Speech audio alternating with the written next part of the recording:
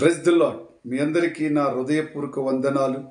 మీరందరూ సంతోషంగా ఉన్నారని మన ప్రభువు మన యేసయ్య అనుదినము నూతనమైన వాగ్దానముతో ప్రతి కుటుంబంలో యూట్యూబ్లో మాట్లాడుచున్న ప్రతి మాటను బట్టి మీరందరూ విని గమనించి ఆ మాటల ప్రకారం నడుచుకుంటూ సజీవులకులో ప్రభు సన్నిధిలో నిలుచుచున్నారని, మీరు మంచి సంతోషము ఆనందము ఆ ప్రభు ఇచ్చిన కృపను బట్టి మీ కుటుంబంలో ప్రత్యేకంగా ఆయన ఆరోగ్యము పొందుకొని సమాధానం, శాంతి, నెమ్మదితో జీవిస్తున్నారని నేను ప్రభు పేరిట నమ్ముచున్నాను.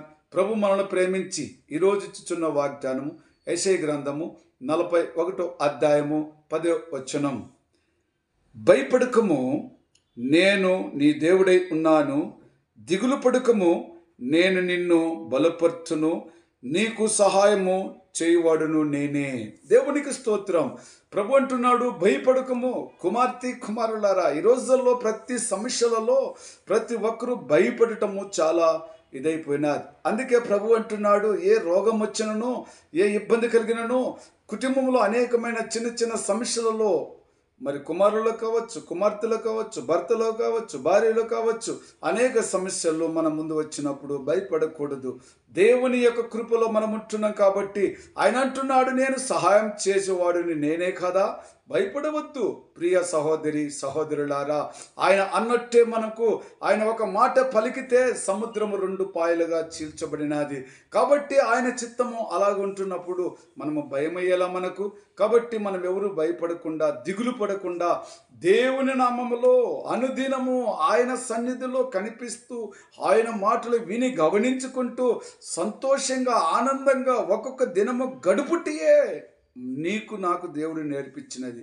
ప్రియమైన సహోదరులారా, ఈ లోకం మనకు శాశ్వతము కాదు. ఈ లోకము అశాశ్వతమే, కానీ శాశ్వతమైనది ఎక్కడ? పరలోక రాజ్యమే. మరి పరలోక రాజ్యము నీ కొరకు సిద్ధపరచబడి ఉన్నది కదా. నేను వెళ్ళి మీకోసం సిద్ధపాటు చేసి తిరగ వచ్చానని చెప్పిన దేవుడు చెప్పిన మాట నీకు నీ హృదయంలో ఆ యొక్క మాట ఒకవేళ ఉన్నట్లయితే భయం ఎందుకు?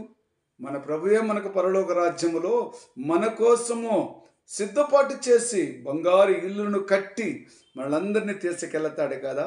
మట్టి గోడల ఇంట్లో ఉండుట వలన దిగులు ఎందుకు, చింత ఎందుకు? కాబట్టి దేవునికి స్తోత్రం. ప్రభు చెబుతున్న మాటను బట్టి ఈరోజు అంటున్నాడు, నువ్వు భూమి మీద ఉన్నప్పుడు నువ్వు చేస్తున్న పని బాటల్లో కూడా నేను నీకు తోడుగుండి సహాయం చేసేవాడిని నేనే కదా ఆయన అంటున్నాడు.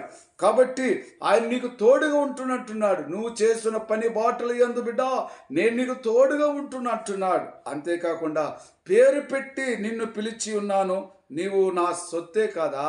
పేరు పెట్టి నిన్ను పిలిచి ఉన్నాను, నువ్వు నా సొత్తే కదా. నీకు నేను విలువ పెట్టిన రక్తముతో విలువ పెట్టి నిన్ను కొని ఉన్న నిన్ను నా సొత్తే కదా.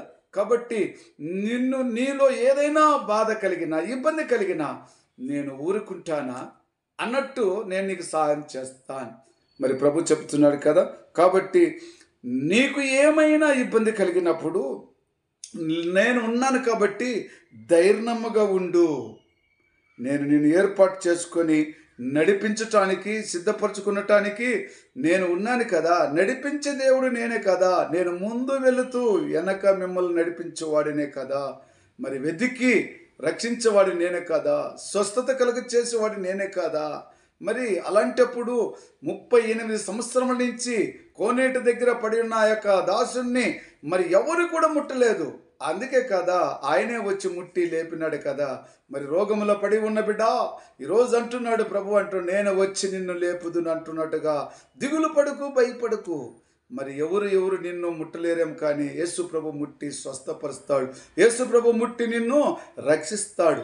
కానీ ధైర్యముగా ఉండమంటున్నాడు. నేను సిద్ధపాటు చేసుకున్నట్టు బిడ్డలారా, నేను పిలిచినట్టు బిడ్డలారా, మీరు నా సొత్తై ఉంటున్నారు కాబట్టి నేను మిమ్మల్ని పిలిచిన వాడిని కాబట్టి ఈరోజు ఆయన చెప్పిన మాట ప్రకారం చూచినట్లయితే నిత్యము మీకు నేను తోడుగా ఉండేవాడిని.